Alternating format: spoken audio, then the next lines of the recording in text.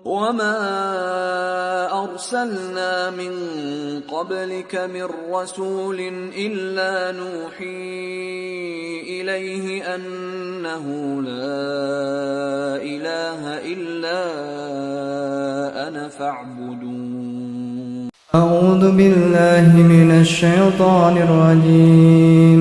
بسم الله الرحمن الرحيم. يا يحيى خذ الكتاب بقوة وآتيناه الحكم صبيا وحنانا من لدنا وزكاة وكان تقيا وبرا بوالديه ولم يكن جبارا عصيا وسلام عليه يوم ولد ويوم يموت ويوم يبعث حيا.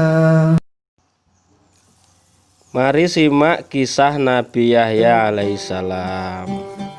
Kisah Nabi Yahya alaihissalam.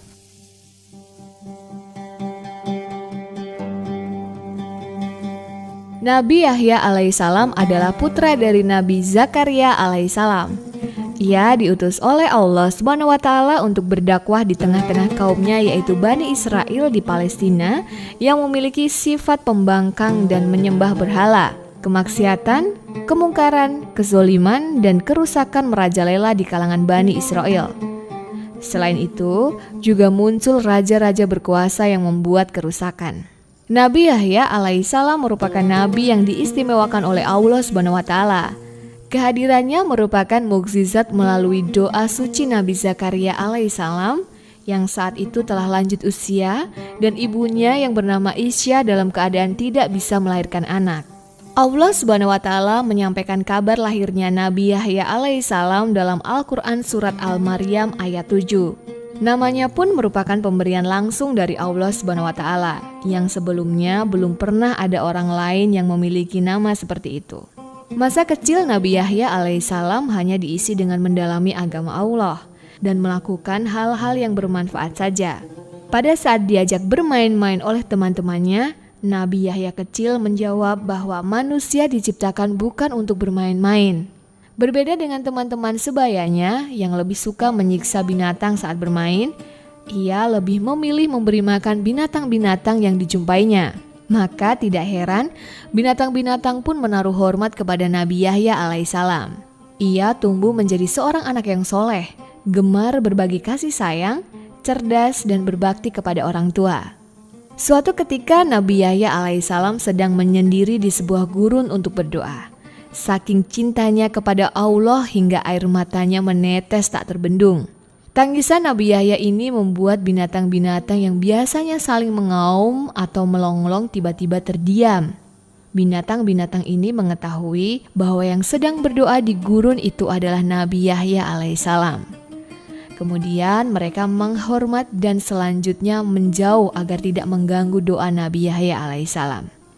Ada sebuah riwayat, suatu ketika Abu Idris Al-Khawlani berkata bahwa manusia yang paling baik makanannya adalah Nabi Yahya alaihissalam. Ia makan dedaunan bersama dengan hewan darat, yang buas ataupun yang jinak. Hal ini untuk menjaga diri dari rusaknya kehidupan manusia. Kadang-kadang dia juga makan belalang. Sementara minumnya pun langsung dari air sungai yang mengalir. Dari kebiasaan inilah Nabi Yahya alaihissalam merasakan bahwa manusialah yang paling banyak menerima nikmat dari Allah SWT. Sesungguhnya kekayaan sejati adalah kekayaan hati yang ikhlas menerima apapun pemberian Allah SWT.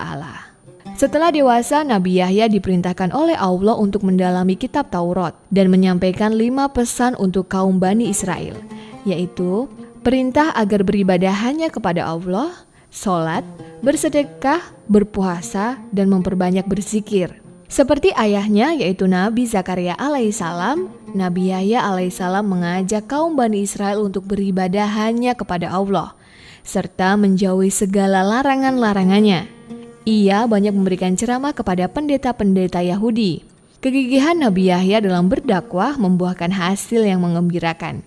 Semakin banyak masyarakat kaum Bani Israel yang mengikuti ajaran Nabi Yahya alaihissalam, dan ini membuat Nabi Yahya dikenal dan disegani oleh seluruh kalangan.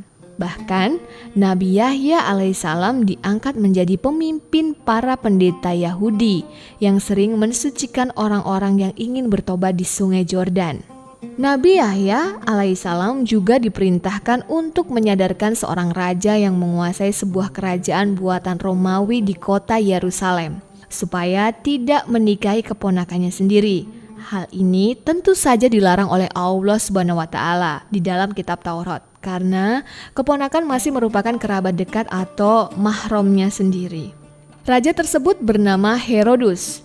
Ia sangat jatuh cinta dengan kecantikan keponakannya sendiri yang bernama Herodia. Dari awal, raja telah mengetahui bahwa menikahi mahramnya sendiri merupakan hal yang dilarang dalam hukum Taurat. Ternyata, Herodia justru bersedia menjadi permaisuri Raja Herodus. Para penasihat kerajaan telah mengingatkan, tetapi raja dan calon permaisurinya tetap saja ingin melaksanakan pernikahan mereka. Dakwah Nabi Yahya alaihissalam tidak membuat raja dan calon permaisurinya sadar. Kedatangannya ke istana justru membuat Raja Herodus marah besar karena Nabi Yahya dianggap telah membuat Herodia menangis dan bersedih hati. Segera raja memerintahkan pasukannya untuk menangkap dan membunuh Nabi Yahya alaihissalam atas dakwah yang telah melawan raja.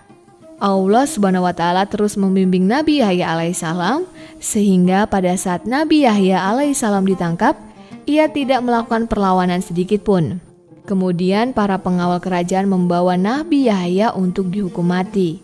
Selanjutnya, Herodia meminta kepada raja agar kepala Nabi Yahya alaihissalam dihadapkan kepadanya.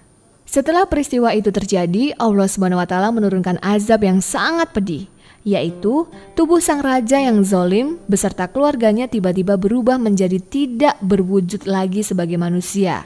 Ketika Nabi Yahya alaihissalam wafat, tidak hanya para pengikutnya dari golongan manusia saja yang bersedih, tetapi hewan dan tumbuhan juga turut berduka. Semua merasa sangat kehilangan sosok Nabi yang lemah lembut dan penuh kasih sayang. Nabi Yahya alaihissalam dimakamkan di Masjid Umayyah atau yang saat ini dikenal dengan Masjid Agung Damaskus. Dalam Al-Quran Surat Maryam ayat 15, Allah Subhanahu wa Ta'ala memberikan jaminan keselamatan kepada Yahya alaihissalam pada 3 fase tersulit dalam kehidupan setiap manusia, yaitu pada saat kelahirannya, pada saat meninggal dunia, dan pada saat dibangkitkan dari kubur kelak. Apabila kita lihat dari silsilah keluarga sang ibu yaitu Isya, maka Nabi Yahya alaihissalam masih terkait hubungan persaudaraan dengan Maryam, ibunda dari Nabi Isa alaihissalam. Demikianlah kisah Nabi Yahya alaihissalam. Semoga dapat membuka wawasan kita dan menambah tebal keimanan kita kepada Allah Subhanahu wa Ta'ala. Amin. Siapakah ayah Nabi Yahya alaihissalam? Bagaimana kondisi ibu Nabi Yahya ketika melahirkan? Bagaimana bunyi surat Al-Anbiya ayat 25?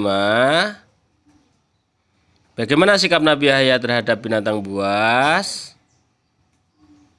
Siapa nama raja jahat yang menikahi saudarinya sendiri? Bacalah halaman 57-58. Selamat belajar dan selalu jaga kesehatan.